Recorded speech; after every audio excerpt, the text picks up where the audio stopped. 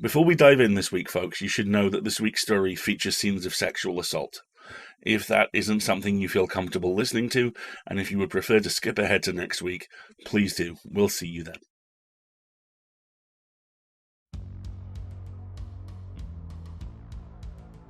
PseudoPod, episode 666. That's right, September 20th, 2019. This week's story, Breaking the Waters by Donier Coles. Hello everyone, welcome to PseudoPod, the weekly horror podcast, or, if you could indulge me for just a moment, 666, the number of this week's episode. With apologies to Iron Maiden fans first, and let's be real, basically everybody else straight after that, I would like to welcome you to this magnificent, tentacular, spectacular, or, to use a phrase I saw on Twitter a couple of weeks ago, which just hasn't left my head, your weekly serving of fettuccine Alfredo. We have two tasty treats for you this week. The first one, well, we're going to open this week with The Second Coming by W.B. Yeats. Because, do you want the Antichrist? Because this is how you get the Antichrist. The poem that has been a go-to for genre fiction in all its forms, for those moments where shit gets real, is an all-time classic, and is read for us by the truly, truly magnificent Wayne Johnson. Wayne was born and raised in New Jersey, worked as a clinical scientist in the pharmaceutical industry for 40-plus years, and currently lives in south-central Kentucky, the land of bourbon, Corvettes, and corrupt politicians. I think we may have a few we could do a shipping across to you, Wayne. Anyway, without further ado, here is Wayne with one of the greatest poems ever written. The Second Coming by William Butler Yeats. Turning and turning in the widening gyre, the falcon cannot hear the falconer. Things fall apart, the center cannot hold. Mere anarchy is loosed upon the world. The blood-dimmed tide is loosed, and everywhere the ceremony of innocence is drowned. The best lack all conviction, while the worst are full of passionate intensity. Surely some revelation is at hand. Surely the second coming is at hand. The second coming. Hardly are those words out when a vast image out of Spiritus Mundi troubles my sight. Somewhere in sands of the desert, a shape with lion body and the head of a man, a gaze blank and pitiless as the sun, is moving its slow thighs, while all about it reel shadows of the indignant desert birds. The darkness drops again. But now I know that 20 centuries of stony sleep were vexed to nightmare by a rocking cradle. And what rough beast, its hour come round at last, slouches toward Bethlehem to be born?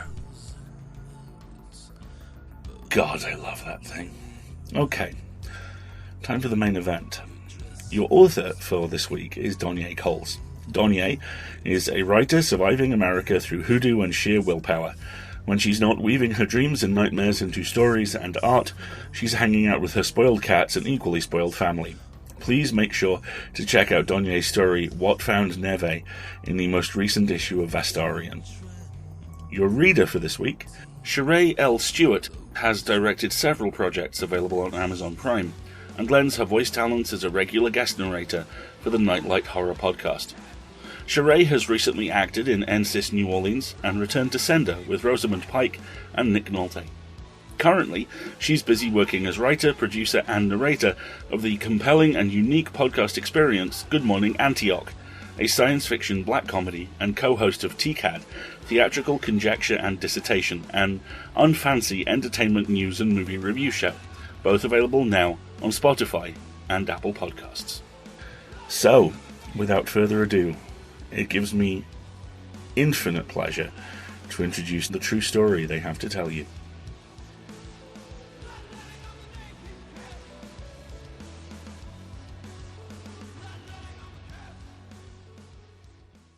Bootsy is what her mother called her.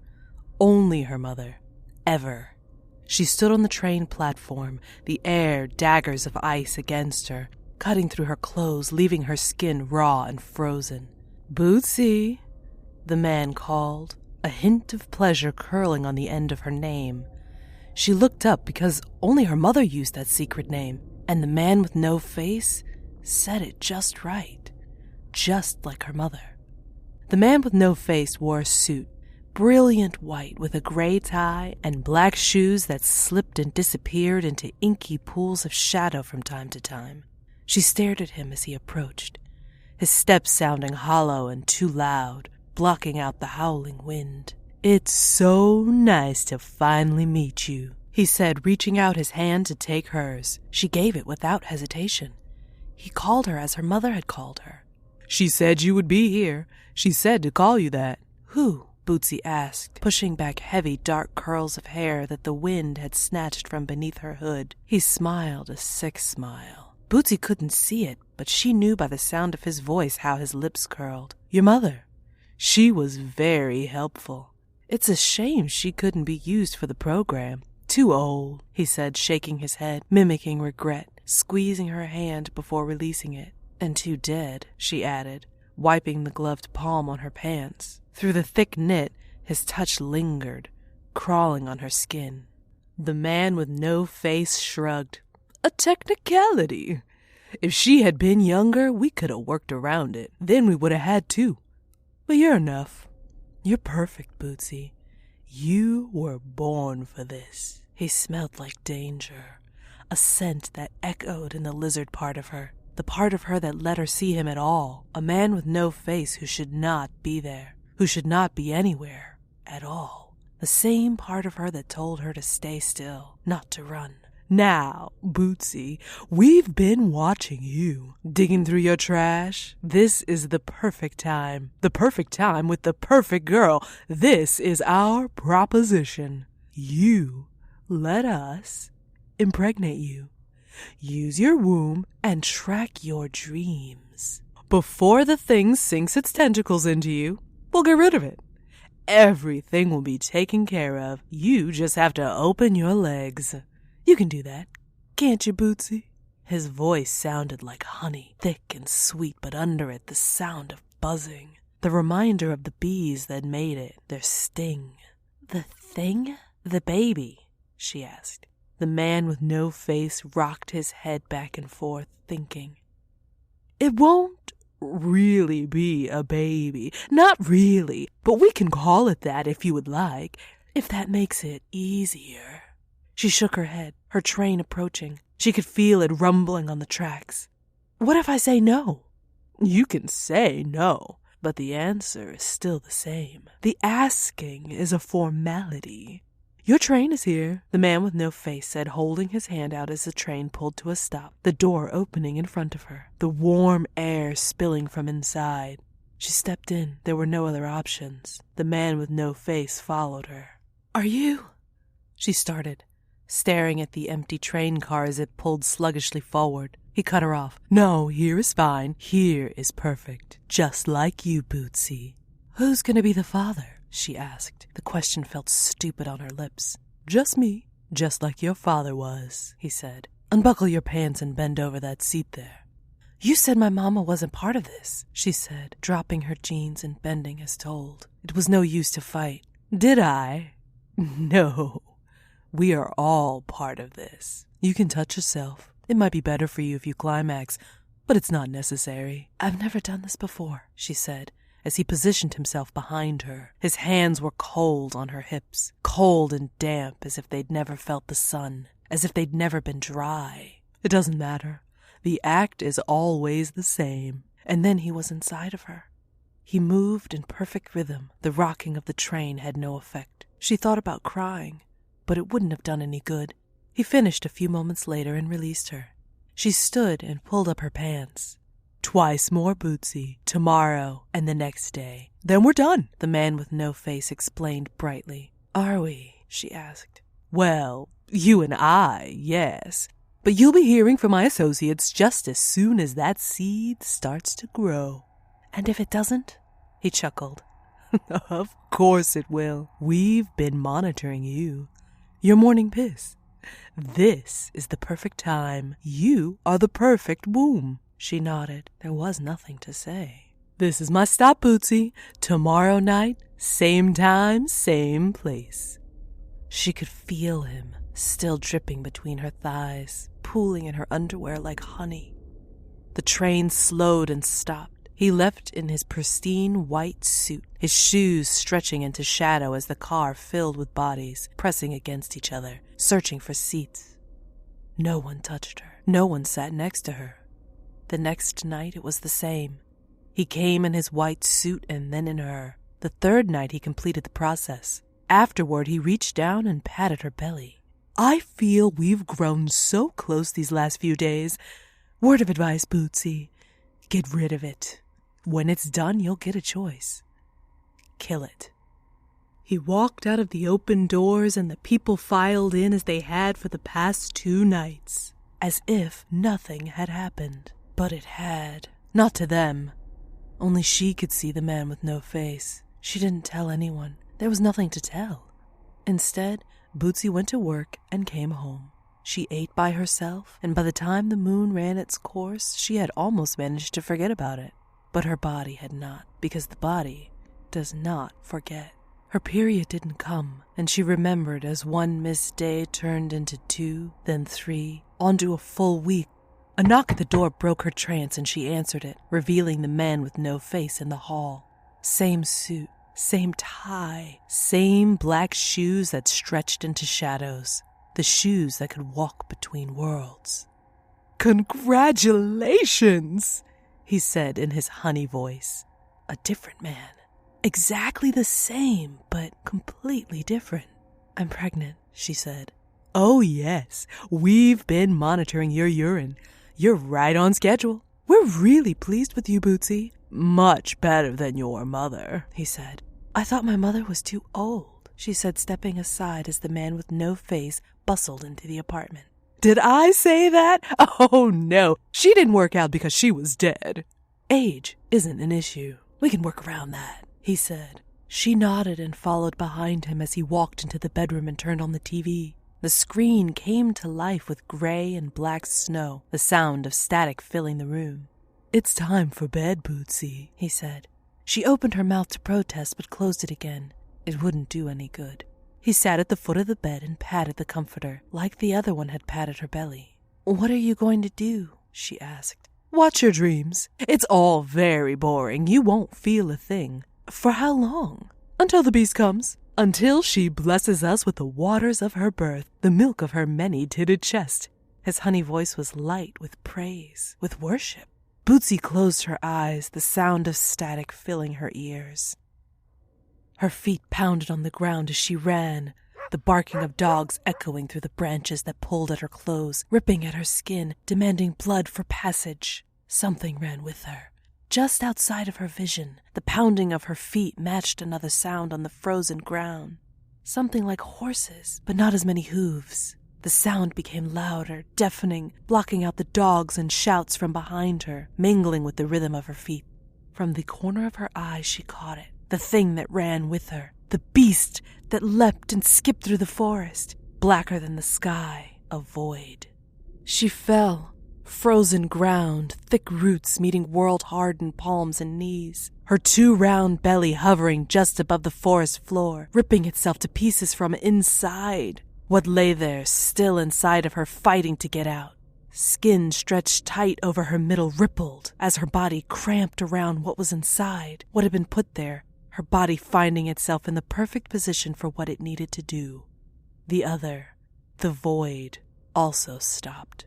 It watched among the trees, the branches and her horns twisting together, becoming one. She was the forest. She was the sky. "The baby is coming," the thing whispered in an old language, a language not of her people, not of the men with no faces that stole her and got the baby on her. Something ancient that no one spoke, but everyone understood.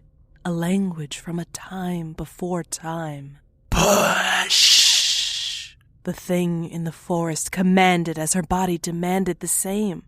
On all fours the woman labored while the dogs barked, lost in the thick darkness, their calls a half-heard chorus to her labor, while the creature in the forest watched, with eyes like stars. The woman screamed as the baby made its way slowly, achingly into the world. Her first, still covered in the waters of its birth, plucked from between its mother's legs before it had a chance to touch the soil of the world. The beast in the forest placed the baby on her own breast before turning away, leaving the woman. Her chest heaving as she waited, the mess of birth cooling on her thighs. She was plucked up by the night, carried by many hands, many unseen things, to the river where they plunged her into its cold depths, pulling her against its freezing currents to the other side. The birth washed from her as if it had never been.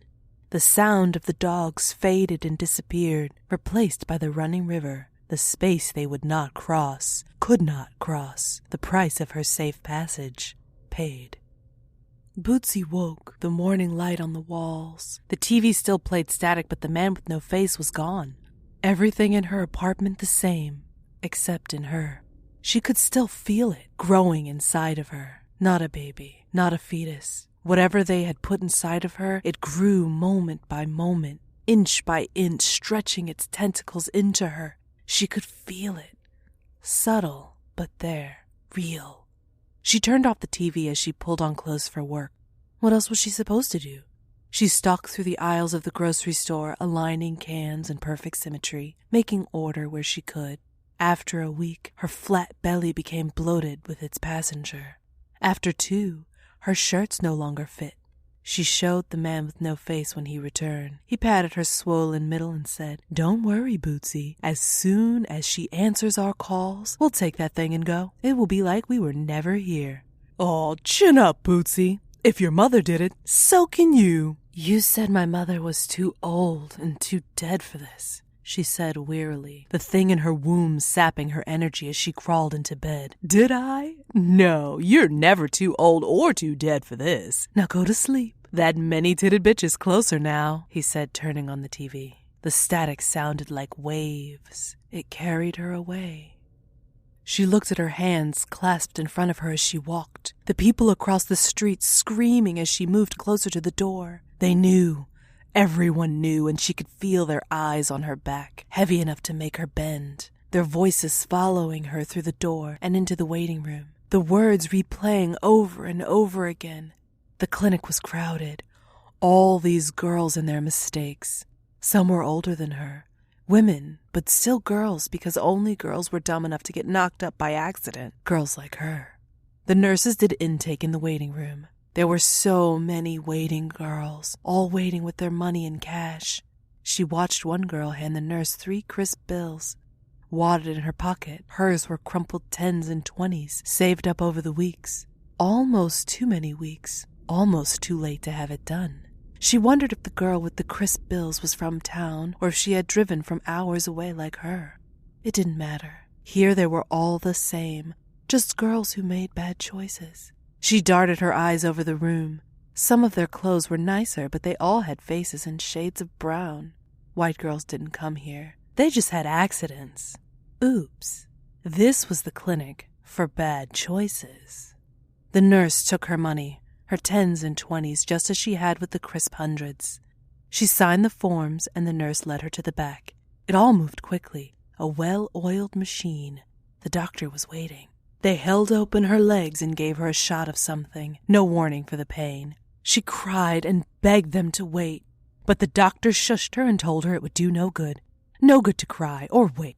Maybe if she had waited before, she wouldn't be here now. Then it was over, and they moved her to another room, left her in another chair to wait, bleeding. She would have laughed at how alike they were, the doctor and the boy who got this baby on her, but it hurt too much to laugh. She turned, dazed as the shadows from the windows mingled with the setting sun. She could see the beast watching her. The branches became her horns, the sun her eyes. The beast danced as she watched. She had watched her when she opened her legs for the boy whose name didn't matter. She would watch her on her next trip here with her crumpled 10s and 20s. She would watch her when she couldn't raise the money in time and finally pushed a baby into the world. "No," the girl said through her pain. "Please, I don't want to come back here. Help me." The beast made of shadow and light thought for a moment as the girl called her by an ancient name, begging for her. The horned one heard her call and granted the girl's wish. Blood poured from between the girl's legs, washing away the future she had seen. The beast's kindness done, she disappeared, searching for something else to nurse. There would be nothing for her there ever again. Bootsy's belly had grown, swollen and huge. The skin so tight it looked like it would rip, far larger than she should be for 3 weeks. But it was not a baby that she carried. She could feel it digging its claws into her, fighting for a way out. It didn't mean to hurt her, but that was its nature. Not a baby, just a channel for the man with no face, and she just a host. They were not people, just means to an end. The man with no face patted her swollen middle, his suit blinding white in the half-darkness, the glow from the static on the set illuminating her belly, where something pushed against the walls of her womb. "Not long now, Bootsy. You've done so well. We are really impressed. If you survive this one, we may even use you again," he said, nodding in the half-darkness. "No," she thought, as she shuddered in pain as the thing twisted in her womb. She knew how to ask now, how to keep it from happening. "It's time to go to sleep. You have been much better than your mother. You're perfect." But then, his voice wistful, she was perfect too. Bootsy didn't question it. The static turned to waves against her mind, and she drifted down, down, down. No more awake. Only that deep, dark space that wasn't sleep any more than what she carried was a baby. But there was not another word for it. She rolled through dreams that were not dreams, tumbling from one memory to the next, pain chasing her like howling dogs at her heels. She bore witness to the dark history of her, the beast, the goddess, and all the poor worshippers sacrificed to her cult. Just like Bootsy, just like her mother. Bootsy's eyes shot open in the light of the TV. Covered in sweat, her body was bare, naked. She felt between her legs. Her fingers came back covered in liquid, thick and sticky but not blood. It pooled on her bed. She thrust her palms into it and struggled off the bed. Her belly was pulsing in pain, the contractions steady but distant. She pressed her birth-covered hands to the screen, the static replaced by soft waves of a river, a dark, impassable body. The man with no face needed her because he couldn't pay the price.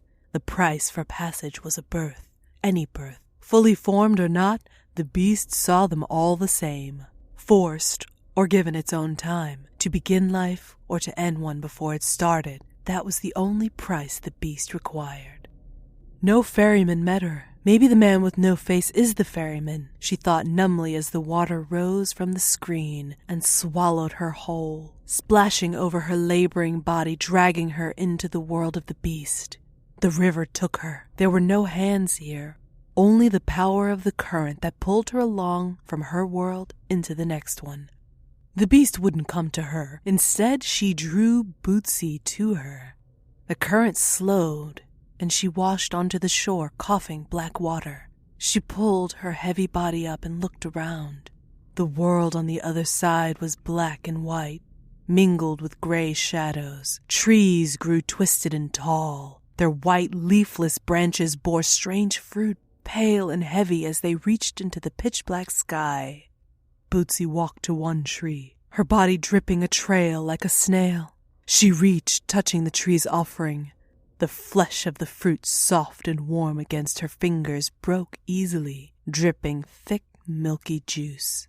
Her feet led her over the twisted roots of the black and white forest. She could feel movement just outside of what she could see in the fruit-heavy branches. The sound of it coming to her in chattering and barks. Something, many things, alive and wild in its depths. Her body moved forward, following its own path, picking through the trees nimbly, despite her awkward shape. Her body knew things that her mind did not. She had only to trust it as she passed through the forest, her belly dully contracting. The skeleton trees ended as she passed into a clearing, dazzled by the mistress of the forest before her. Bootsy saw many things as she witnessed the beast, the goddess. In the awesome splendor of the beast herself, Bootsy's mind grabbed and held what shapes and forms it could make sense of in the twisting splendor of the divine. Great horns adorned her head, She was massive, with many heavy breasts over an impossibly swollen belly. Her legs were spread, revealing something that seemed close to Bootsy's own sex, red and wet with birth. What could be called her face turned to the ink sky, the terrible gash in it like a mouth, open and panting as she pushed. She moved, shifting and squatting on cloven feet, growling and panting, staring at the ground as her young poured from her, its head dropping, and then the rest of it sliding from her, still wrapped in its sack, a bloody pile. She stepped back delicately, her belly still swollen, her tits dripping a sea of milk. The sack moved, twisting as the thing inside pushed against it. Bootsy stepped forward to help, but stopped. Her body knew it was wrong, and in this place, the body ruled. The thing on the dry, gray grass pressed against the sides of its prison, and gripping it in its sharp teeth, broke through, devouring its birth, swallowing its cord. The thing the beast had birthed was many-eyed, six-legged, with wet fur matted from the waters of the womb. It paid no attention to its mother, her work done. She sat back with her knees up, her sex exposed, still wet and red from the last, ready for the next. The creature she had pushed into the world stood and dashed into the woods that would protect him, raise him wild. He would mate with his sisters, but it wouldn't matter. Only the beast could birth in these woods. Only the beast, and those aspects of herself that had wandered back, paid the price and returned. Bootsy called her name, the beast's true name that scratched and itched at the back of her mind from some ancient genetic memory. "They're looking for you," Bootsy said as the deity took her in, her eyes like stars set in a face too like Bootsy's own. "The man with no face, them, they're looking for you." The beast with an ancient name laughed. The sound shot through with the pain of coming birth, close, but not time yet. Her words were the whisper of dry leaves on the wind. "They cannot come here. They cannot pay the price." "I left a trail," Bootsy said, shaken, awed before the goddess. "A trail of leaving. The water only flows one way. You have come to pay alms," the beast said, running her hands over her breast and sex. "You have come to worship my glory with your sacrifice." Bootsy nodded as her womb tightened, the pain closer. Time now. The dance she had started with the man with no face would be complete. Her belly rippled with the coming birth. The thing that was not a baby fighting to get out. She squatted as the goddess had done, her face drenched in sweat, her breasts dripping the pre-milk full of fat, running rivers from her nipples. Her womb contracted on its own. There was only the need to push. Her body moved of its own volition, dropping to all fours. She pushed as her uterus tightened, trying to force out the thing they had got on her. She reached between her legs, feeling herself open and stretch, the soft pate of the thing coming through. She had no breath to scream, only to labor, to bear down, to push it from her body. It, the thing that was not a baby, was dropping from her, its head filling her palm. She moved her hand away and pushed again, her strength failing. Then there was a release as it fell from her, a wet plop on the dry grass. She fell back, her knees up, no grace in her movements. She did not dance in pain and joy. The work not done, the things still connected to her by the pulsing white cord that led back to the part that fed it, housed it, grew it from seed to this thing, red and thrashing on the ground. She bore down again and birthed the organ that had grown around the thing. Its job done, it sat on the grass, useless. Bootsy breathed hard, relieved to still be alive. Her purpose served. The thing struggled in its sack, not like the one the deity had dropped. She could feel the ancient eyes on her as she moved to pick up the thing on the ground that wasn't a baby. She poked it, pressing her nail through the membrane, breaking it and digging in her fingers to reveal its face like her own. It let out a cry, piercing the world with its sound, its tongue small and pink in its toothless mouth. She shushed it and pulled the membrane back further until its body, a mass of tentacles that reached for her body, spilled free. Baby strong and needy, they wrapped around her arms as it screamed and cried for her. Bootsy lifted it to her breast. What else could she do? The thing latched on to her, sucking and swallowing great gulps of the liquid that dripped like tears from her nipples. It filled its toothless mouth with her offering, cooing softly. She looked up at the beast, the goddess, the greater part of herself, holding the thing that was not a baby, but she realized slowly was hers, not theirs. The goddess tilted her great horned head to the side and smiled, her pleasure terrible and frightening. The beast's children slid from the confines of the forest for a closer look at what Bootsy held cradled in her arms. The air smelled of blood, and those milk-fed things raised on the tit-soft fruit that hung from the skeleton branches of the forest were reminded that they had teeth. The smell pulled their focus back from the wonder of the thing in her arms. It whispered to them that they were hungry. Between Bootsy's legs, the mess of the birth waited, still attached to the nursing baby in her arms. She popped it from her breast, the small creature complaining. She shushed it, rocking it slowly in her arms as any good mother would as she shifted it, bringing it closer to her mouth to grip the cord between her own teeth. Biting down, she severed it from the useless organ that lay on the ground. She moved the baby thing to her other breast, still heavy with milk. The beast's young were coming closer, but she had teeth too. She showed them, and they stilled, as she scooped up her own placenta and brought it to her mouth, tearing into the thick, veiny meat of it, ripping away large chunks. The thing in her arms sucked on her, pulling at her painlessly but needy with long tentacles that spilled from her arms and wrapped around her waist, growing by inches with each pull of its baby mouth at her breast. She pushed the tentacles away, finding its body in the mass. Arms and legs, nipples over a baby-round belly. She smiled, tickling the tiny feet, kissing the small hands, before checking between its legs to find both sets of organs, male and female, nestled perfectly. The baby thing was so beautiful that it hurt Bootsy to look at them, but she couldn't turn her gaze away. She burned their image in her mind. They were almost finished. Her breasts delivered droplets instead of gulps. Not enough for them, not for how big they would grow. She was never meant to be enough, and the baby was already huge, barely held in her arms, but grown strong on its mother's milk. Bootsy pulled her tit from their hungry mouth. Still so hungry they began to cry softly, mewling to her as they pulled at her, trying to bring her back. But Bootsy's role was done. She shushed them again, rocking them gently. They clung tighter to the mother creature that Bootsy had become in birthing it. She bent to their ear and whispered their name to them, low and secret, so that only they would hear it, only they would know it. The secret name that their mother gave them, as her mother had given her. No matter what happened, no matter what songs people sang in praise and terror of her baby thing, they would also know this name, and she would only call them by it.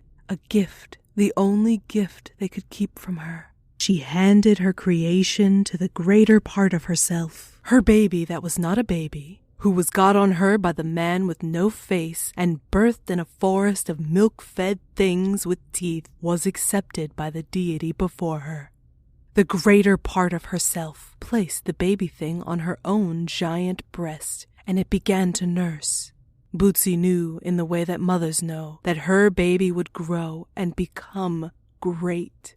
She knew in the way that sacrifices know that she had helped usher in a new age, that the baby thing would not be a baby much longer. "They will mate with my sons and daughters," the beast spoke, her voice like a whisper deep in Bootsy's mind. "They will create an army," she said as she shifted to birth the next. "Much stronger than these pitiful ones. This one will grow until it can swallow stars." Bootsy nodded, recognizing that the words were meant to comfort her, but she had nothing left in her to comfort. There had been so much taken. Her purpose served. The beast had forgotten her, her one small kindness paid, leaving her to the children that lived in the forest. Bootsy's body moved before her brain, still half lost in the fog of birthing, could respond. "Run!" Her feet screamed as they moved, pulling her legs and body along back down the path she came. The branches pulled at her while the creatures slipped between them, snapping at her heels, occasionally reaching out as if to grab her arms, but slowing at the last moment, willing the chase to last longer. The wet path she had left rose up to meet her, and her feet made slapping sounds as the water became deeper. It spilled over her feet and ankles, swallowing her shins and then knees, touching that sore space that had given way to her sacrifice, until finally it pulled at her hips, dragging her under, pulling her back to the world she came from. The paramedics were called by her neighbors. They found her drenched in sweat, tangled in her bed linens, her sheets soaked in blood that stretched out, making a pattern of branches in the folds. Her throat was ruined by the time they arrived. Later, at the hospital, when they asked why she had been screaming, she said only that she was not. "I was singing them a lullaby," she said, and never spoke again.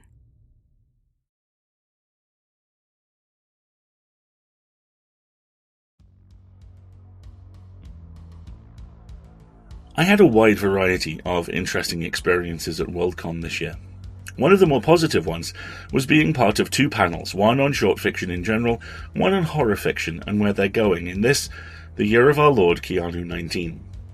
It emerged that there's a massive push of climate change science fiction right now, and over in horror, a massive rise in folk horror. What struck me as interesting was they're the same force. They're the same attempted survival mechanism for that force, wearing genre-specific hats. In both cases, this is fiction dealing with vast, inalienable, chthonic, if you absolutely must, forces that threaten us all. In one case, those forces can be mitigated and potentially curbed if we are incredibly lucky and act immediately. In the other, Florence Pugh gets a really amazing dress made of flowers. By the way, do see Midsummer, and if you're a Patreon listener, go check out Setsu and I talking about it. I mention those forces here because this is a third extrusion, I feel, of that survival mechanism. The same instinct that tells us to conduct rituals to ensure crops grow. The same instinct that imagines the comforting lie of Geostorm. Very different to Midsummer. Still kind of worth it. Or the new economics and cultures being sculpted by the world we're clinging to. Also applies to the idea of the Antichrist. Look at it at the most, how can I put this, conceptually molecular level. The Antichrist is a balance, a means of balancing a sum that some of us believe in, but all of those that do have radically different answers as to what the equation is.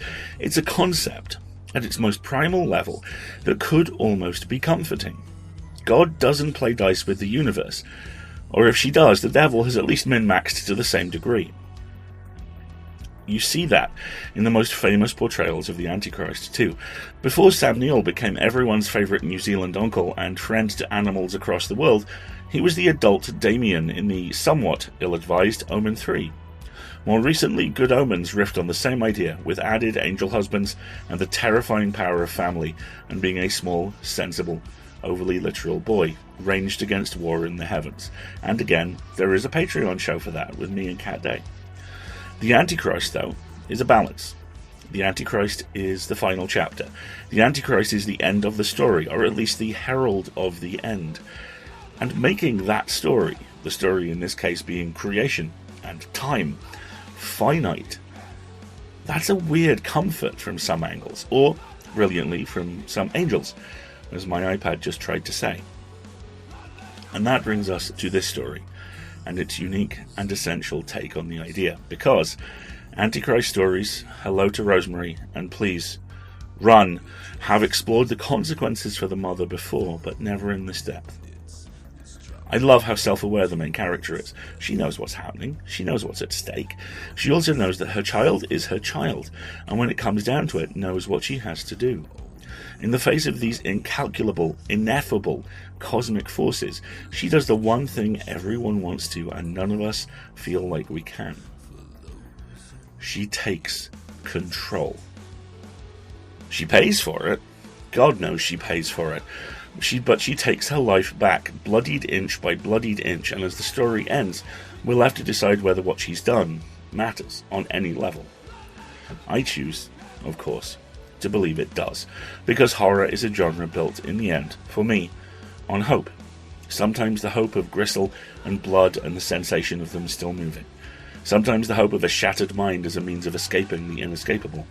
Sometimes the hope of something not happening to us, even as it happens to someone else. It's never clean. It's never easy, but it's still hope. It's still here. So she. And so are you. 666 episodes, huh? Wow. I feel like this is our extra birthday, foretold in the ancient times. 666 nightmares. 666 true stories. 617 of them presented by me. And yes, 715 is my own personal 666. Start your engines. Your terrible, squamous engines. I love my job. I love this ridiculous, fractious genre. I love the amazing things that it gifts the world. This is genuinely the most fun I've ever had creatively. So thank you, first of all to you, for listening and for writing and submitting and keeping us here. Secondly, to Sean, Alex, Karen, Marty, Chelsea, Brian, and the legion of people, or tentacles, who are responsible for bringing you the pod every week.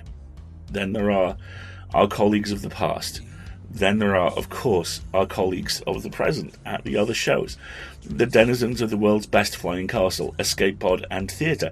And speaking of cast of wonders, my biggest thanks, as always, goes with my heart to Marguerite, my other half in all things, my in-house legal counsel, my all-time favourite human. I love you, Red. Decades ago, I sat up too late in bed listening to Fear on 4. Not long after, I somehow persuaded my parents, the most proper and upstanding people I know, to rent Aliens for me. I was 12. Not long after that, John Constantine sauntered into my life, and I was doomed in the best way. And then I found this weird podcast telling horror stories. And then I volunteered. And then my life changed. In every way. Forever. And for the better. I guess that's my true story. So, thank you, PseudoPod, for that true story, for all the true stories gone, and all the ones still to come. And remember, the calls are always coming from inside the house. Hey, PseudoPod listeners, is your to-read pile getting shorter? We have a solution for you. Coming out this week is Monster, She Wrote, the women who pioneered horror and speculative fiction. This is written by our friends Lisa Kroger and Melanie R. Anderson, who host the No Fear cast along with Matt Say. I really enjoyed how each chapter begins with an introduction that explains the era and its representative styles. It then follows with a number of exemplars of that era and style in both short and long fiction formats. I thought I was pretty well researched, but this book introduced me to a large number of writers who I want to experience. One that is wiggling up to the top of my pile is Mary Noel Murphy, who is a regionalist writer of post-Reconstruction Appalachian country. And Quirk Books delivers again with the physical copy of this book. The layout is exceptional, and oh, the illustrations. Each chapter has illustrations and repeating patterns that could inhabit some creepy wallpaper, with subjects related to a number of the particular stories covered there. In particular, I love the pulp panel with Shambleau by C.L. Moore and The Canal by Everell Worrell, which just so happened to run as episode 648 earlier this year. I love seeing a shout out to Podcastle and narrator extraordinaire Dave Robeson, and I'm looking forward to bringing some of the stories highlighted here to your ears in the not too distant future. Follow the links in the show notes to order your copy. We will see you next week, folks, when, as ever, we will be a production of Escape Artists Incorporated and released under a Creative Commons Attribution, Non-Commercial, No Derivatives license. In lieu of our usual call for donations, we would like to ask you a favour. Nightlight do extraordinary work. They make this genre, this industry, better and wider and smarter by their inclusion in it. And we want them to stick around. And we would like you to help. So, if you can, please go to patreon.com/nightlightpod and donate. Trust me, it will help them immeasurably, and you will love the stories they have over there. We'll see you next week when, as now, we will be a production of Escape Artists Incorporated and released under a Creative Commons Attribution, Non-Commercial, No Derivatives license. I may have said that twice this week, but it is episode 666. I feel we can get away with it. So I'm going to leave you with this quote from Rosemary's Baby. Pain, be gone. I will have no more of thee.